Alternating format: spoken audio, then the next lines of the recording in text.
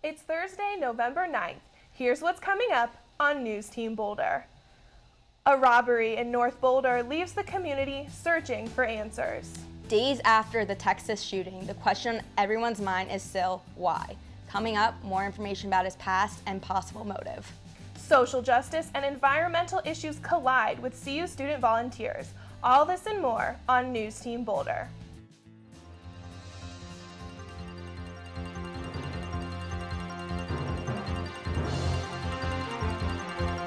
From the Roser Atlas Center and the College of Media, Communication, and Information at the University of Colorado Boulder, this is News Team Boulder.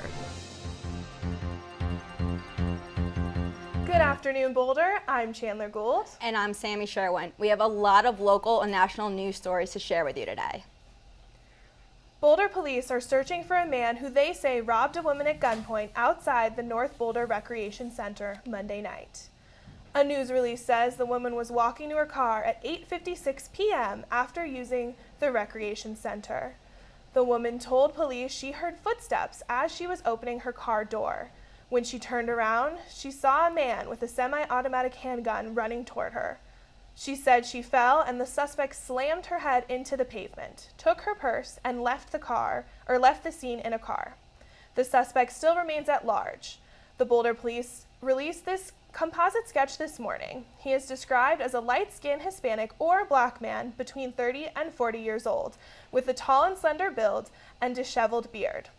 Anyone with any information is asked to call Boulder Detective Kurt Foster at 303-441-4329. Those who wish to remain anonymous may contact Northern Colorado Crime Stoppers at 1-800-222-TIPS. Fort Collins police believe alcohol may be the cause of a fatal car crash. Around midnight on Tuesday night, a driver swerved to avoid a median and lost control of the car with two others in it. After hitting a fence and a tree, the car rolled over, killing the driver. The other passengers, an 18-year-old and 21-year-old, survived. The 18-year-old has already been released from the hospital, while the other passenger managed to walk away completely unharmed. A teen mom in Denver is accused of suffocating her newborn baby just hours after she was born. The suspect, 16-year-old Aliyah Johnson, was arrested for shoving rocks down her newborn's throat. On September 8th, Dotson's mother called 911 after finding her granddaughter on the ground outside. Explaining to authorities the baby looked dead. Dotson will be charged as an adult and remains in custody for first-degree murder. An activist associated with the group Boulder County Protectors was cited by police Tuesday night. He projected the image of a skull and crossbones along with the words "ban fracking" onto the exterior wall of the old courthouse off of the Pearl Street Mall. Boulder County Attorney Ben Perlman said the image and phrase violates the county's building use policy. But a legal expert with American Civil Liberties Unions said the man was within his constitutional rights. Members of the Boulder County Protectors is the same group that hung the anti-fracking banner on the Flatirons last month. A major change in the way CU Boulder handles cases of plagiarism and cheating could be coming. I investigated the new university proposal that would alter the student honor code. On my honor, as a University of Colorado Boulder student, I have neither given nor received unauthorized assistance. This is the CU Boulder Honor Code Pledge. The student-run body in charge of reviewing and sanctioning claims of honor code violations may be losing control. Students are definitely the ones that need to be making those decisions, and even if it's not solely students, I think it needs to be a good mix of students and faculty. Currently, if a student violates the Student Honor Code, the Honor Code Council will determine non-academic consequences. The unreleased new proposal suggests delegating that process to the Office of Student Conduct and Conflict Resolution, effectively taking away the power and the input of the council in regards to sanctions. I think this proposal is potentially problematic because it takes away the ability of students to decide whether fellow students are responsible. Members of the council were not consulted about these changes. Students who believed that their voices needed to be heard in these types of cases established the Honor Code Council in 2002. Council members now argue that their input is vital to these cases as they provide a unique perspective and prevent professor bias. Clearly, students came together and composed the honor code student run for a reason. That was very important for them, and I don't really necessarily believe that these new changes take those considerations into account. University representatives stated the motivation for this change comes from a lack of faculty involvement in the process as it stands now. They also shared that this proposal would only be temporary until a more permanent process can be developed. The Assistant Vice Chancellor of Strategic Media Relations explained to me that these structural changes might happen as early as this month. News Team Boulder will be watching for any updates that may be released. The South Boulder Creek Diversion Dam has been part of Denver for the past 80 years. Well, the city decided it was time for this dam to get a facelift. With a $1.9 million update underway, the dam, located in the hills of El Dorado Canyon, was built in 1937. Just southwest of Boulder, it's part of the delivery system that brings water from the Front Range, which is used to channel water that eventually fills the Ralston Reserve near Golden. In a statement from the Denver's Waters website, project engineer Dave Hughes said, "Designing the project presented its own challenges. We had to review construction documents from the 1930s and figure out how to upgrade the gates in the dam with modern and technology parts." CU students participating in the Flows of program brings a lot of personal experience to the table. News Team Joy Barber tells us the story of one of the Flows volunteers and how she is helping low-income families receive environmental rights. Lupe knows what it's like to live in poverty. Before she came to CU, she grew up in the south side of Chicago. I just felt like we were lacking a lot of equal rights that other neighborhoods had. Equal environmental rights, that is. When Lupe arrived to CU, she saw the same inequalities she grew up with right here in Boulder. But then I come to Colorado for school and I see that often communities that are not being helped also have lower air quality and things like that. Lupe joined the Flows program. The program allows for underrepresented students at CU Boulder to create partnerships with Boulder Housing Project residents, giving Lupe the opportunity to affect social justice and help Boulder achieve an ambitious energy goal. By 2030, the city of Boulder has a goal of achieving 100% clean energy, but with winter quickly approaching, energy bills are expected to rise.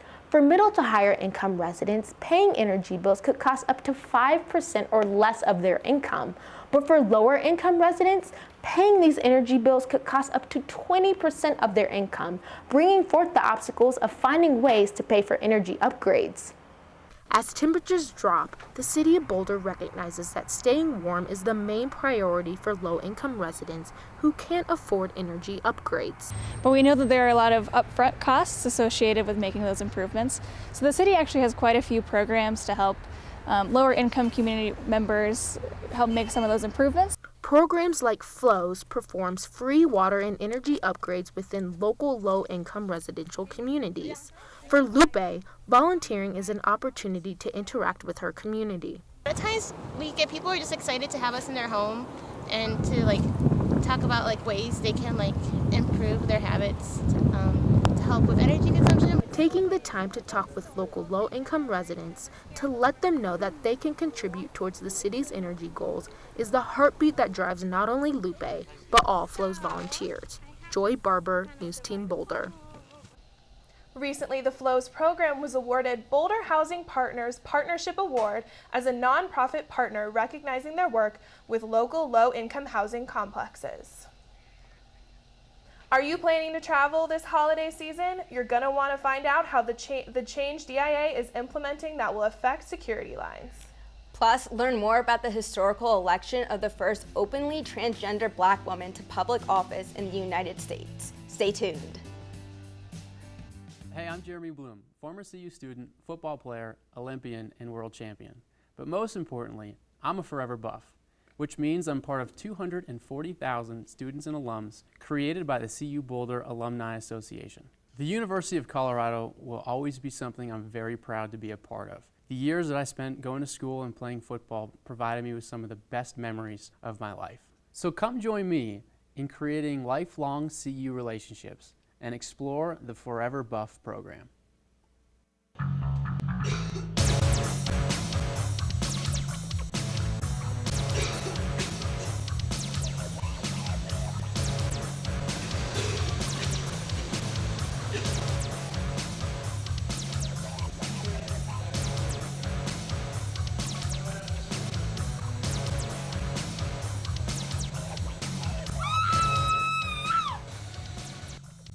Don't be mean. Clean your machine. Welcome back to News Team Boulder. Felipe Cunningham is the first openly transgender black woman elected to major U.S. City Council, won 4th Ward City Council seat. Nina Mioni has more.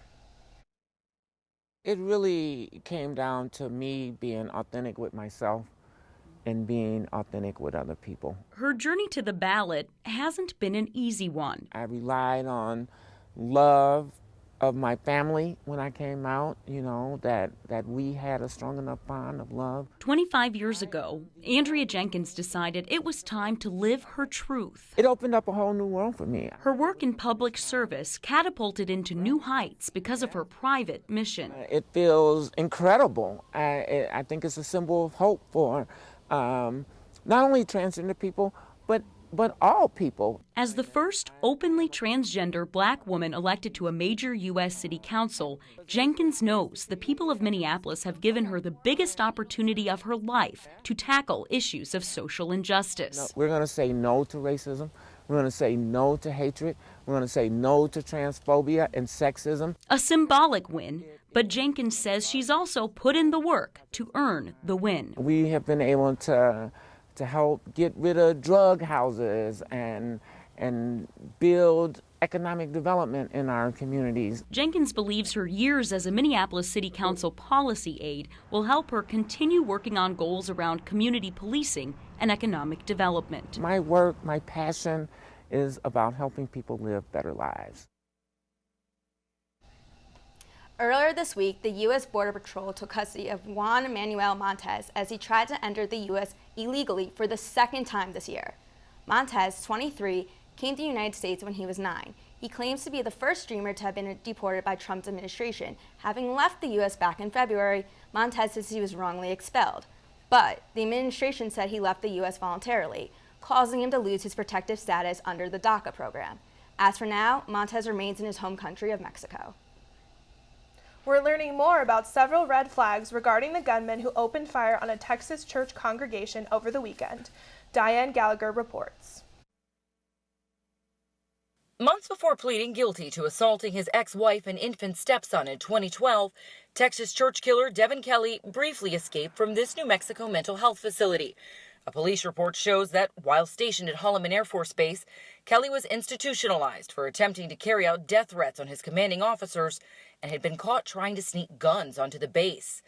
Now, officers searching for Kelly were advised that he, quote, suffered from mental disorders and was a threat to himself and others. Separate court documents show that Kelly was investigated for sexual assault and rape the following year, but charges were never filed. He did not want him at his church. Why not? He said because he just thought that he was not a good person to be around. Authorities say Kelly was familiar with the First Baptist Church in Sutherland Springs and attended activities there before carrying out the largest mass shooting in Texas state history. When the first call came in, the Wilson County Sheriff's Office arrived within four minutes. I can tell you 4 minutes is a long time during an active shooter situation. Investigators now hitting a roadblock, telling reporters that they have been unable to access the shooter's cell phone. But his online presence offering clues into his mindset ahead of the massacre. Friends say that Kelly started going after them online in recent months. Picking on a lot of other students, picked on me for losing weight. Also just, anti-God, preaching his beliefs of atheism, lots of gun violence videos. Kelly also posting this picture of a rifle similar to the one used to carry out the attack. Everybody's going to die. That's what he said. Survivor Roseanne Solis recounting her harrowing story to CNN. The bullets passing me like that, and I could see it on the carpet. I said, if I don't move from here, I'm going to die. Solis explaining how she took cover under a church pew as the gunman unloaded, shooting her left shoulder. What did you see when you got up? Blood, dead people, dead bodies, dead children all over the place, outside. People screaming, looking for each other. Just terrible. A Colorado gun shop owner says he sold the Texas gunman 2 firearms who killed more than 24 people at a Texas church. Jeff Leap, the owner of this specialty sports and supply in Colorado Springs, said he previously sold Devin Patrick Kelly a pistol and a revolver from his shop. Leap said that Kelly passed his background checks before purchasing these weapons in 2014 and 2015. Travelers at Denver International Airport Monday got a taste of new security screening procedures. These procedures will be required of everyone boarding a plane in the Mile High City and at 279 other airports worldwide. The Transportation Security Administration agents will ask passengers to remove food from their bags for separate screenings, just like you do with your electronics. DIA is in the process of testing this new procedure, but it will be fully implemented soon. How about that election on Boulder on Tuesday night? It came down to the wire on many issues this year. Madison Duvall has more on the shifting of the polls. I'm standing outside of the Boulder County Clerk's office, and finally 2L votes are in. Over 15,000 people have voted yes, and 14,000 voted no. It was a tight race, but it looks like municipalization has passed. Early Tuesday night, voters believed that 2L would not pass, but as the night went on, the polls later shifted. Boulder Clerk Office Hillary Hall had more to say about the shifting of the polls. At first, it was down by 11 points when it first came out, and we had reported almost 50% of the vote, and by the end of the night, it ended up winning by 1,000 votes. The clerk's office believed that it came down to last-minute voters. They believe that 2L supporters came together to secure those final votes when it mattered the most. It just continued that momentum, and their Get Out the Vote effort, I personally think it should be a case study to find out what did they do. For an odd year of elections, this election came down and had big results. For multiple times, the yes and no votes for 2L did change multiple times, but it came down to the very end, nitty-gritty. Boulder hopes by 2030 to have completely renewable energy, and with 2L municipalization, this should happen. Madison Duvall, News Team Boulder. Well, let's hope that Boulder will be able to meet the renewable energy goal by 2030. And when we get back, Lee Foden has everything we need to know about the upcoming weather. Feeling brisk with our recent snow? We have all the information on how to get the most bang for your buck when warming up with your hot drink from your local Starbucks. One of America's toughest drug enforcement agents. Last year, she helped convict 90 drug dealers, seize several tons of crack and marijuana, and close down 10 major drug operations.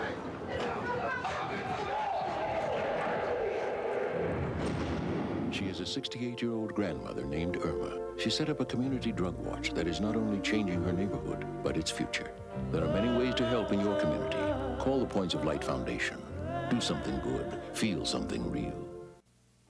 Lewis and Clark, great explorers. Hi, I'm Thomas Jefferson. Would you check out the West for me? Oh, sure. And they take their keelboat up the Missouri. Oh, Buffalo. Then they built Fort Mandan. They're at 1804. Made some friends along the way. I'm Secretary Will. Through the Columbia Gorge. There are tons of ways to help with your kids' learning. Find the really good ones on connectforkids.org. The sweet Pacific Ocean. Yeah! Good afternoon, Boulder. Thanks for sticking with us. This week's weather update is coming up right now. It's a brisk 36 degrees in Boulder currently. Boulder is covered in a thin dusting of snow, and I don't see it melting with today's partly cloudy skies.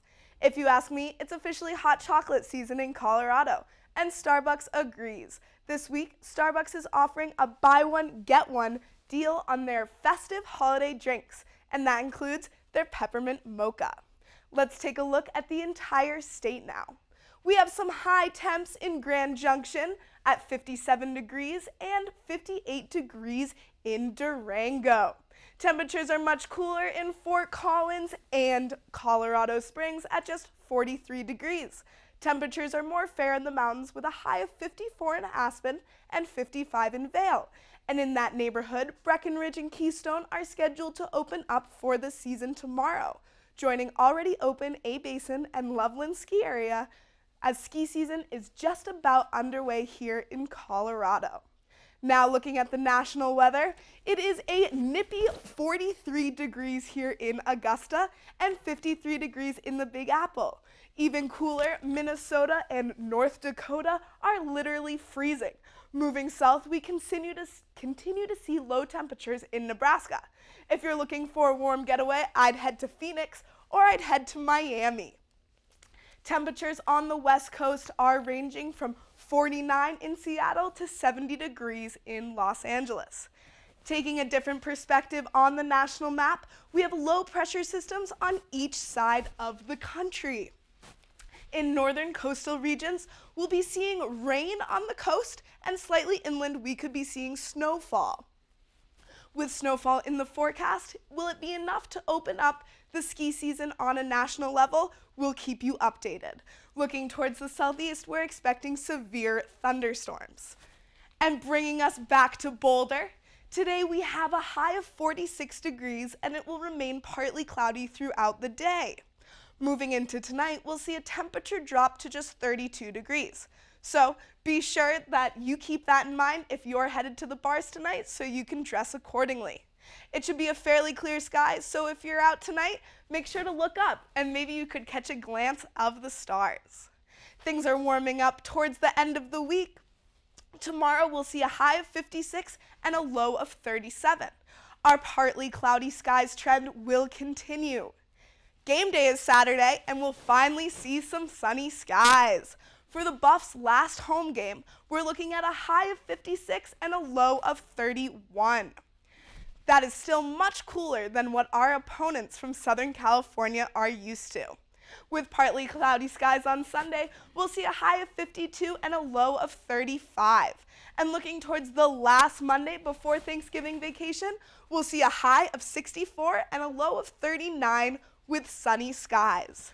That's all for now. Thanks for sticking with me and enjoy the increase in temperatures this weekend. But in the meantime, enjoy your 2-for-1 Starbucks deal. Back to you guys at the desk. Thanks, Lee. After the break, Colorado women's soccer postseason is just beginning. And 3 UCLA basketball players were arrested while in China. Find out what happened when we come back. This house was almost saved from a fire that was almost put out by neighbors who almost volunteered. As generous a nation as we are, sometimes instead of giving, we almost give. But almost giving is the same as not giving at all.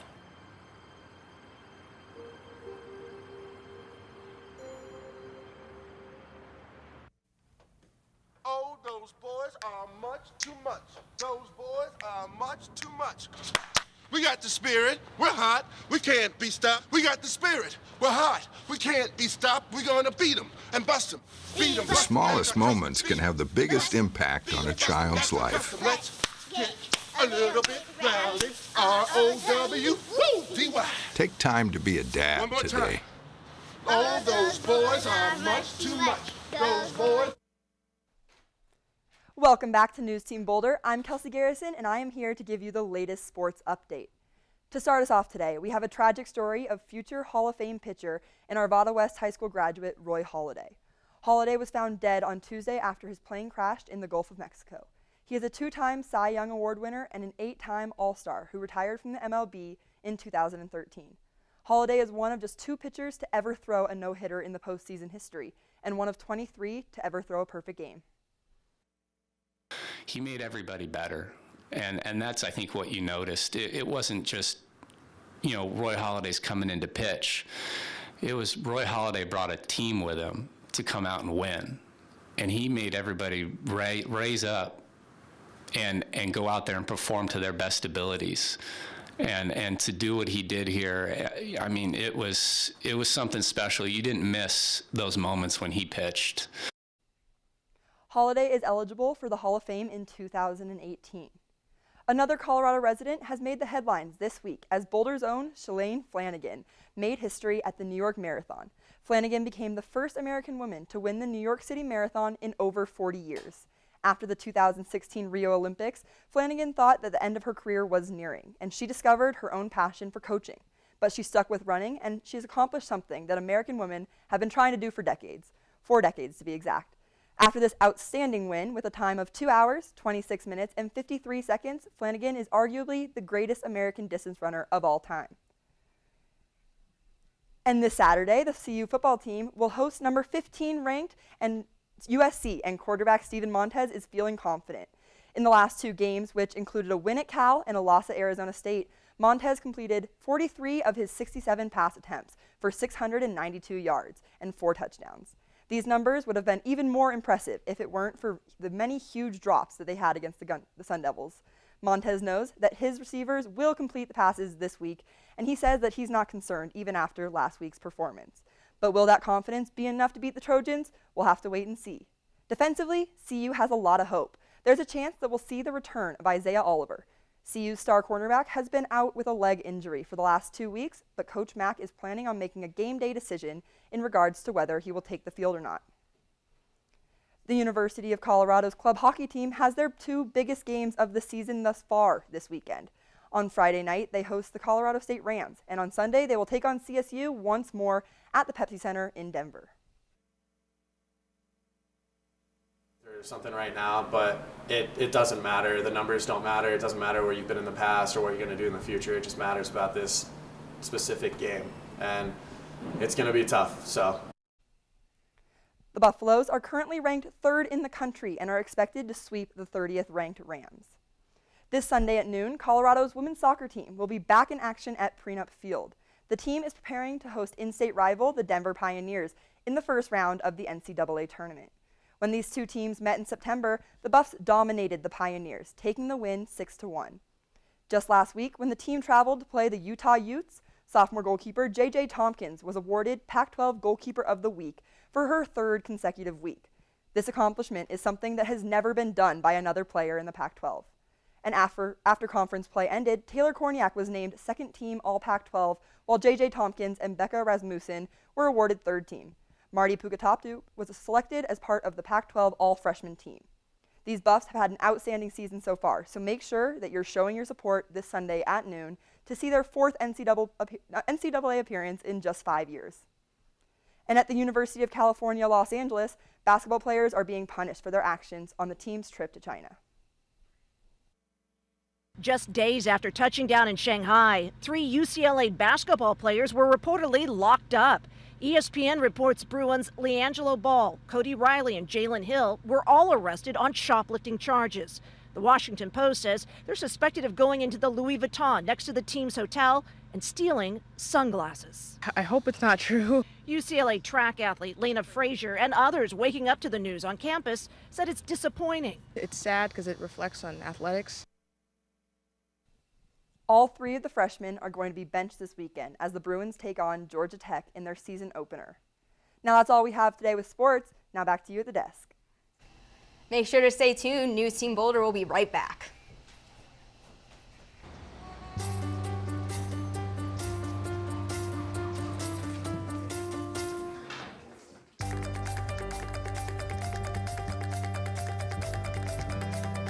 Big dreams and good grades aren't enough to get into college. There are actual steps you need to take.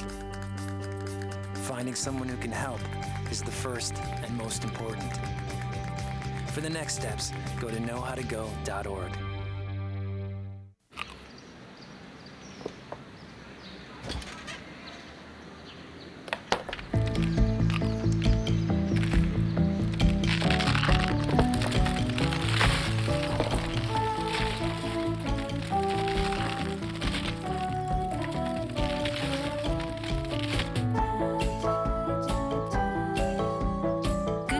Can lead to great things. Find out how a healthy lifestyle can help your child succeed. Thank you for tuning in today. I'm Chandler Gould. And I'm Sammy Sherwin. Remember, we are here every Tuesday and Thursday at 12 p.m. Have a wonderful day, Buffs.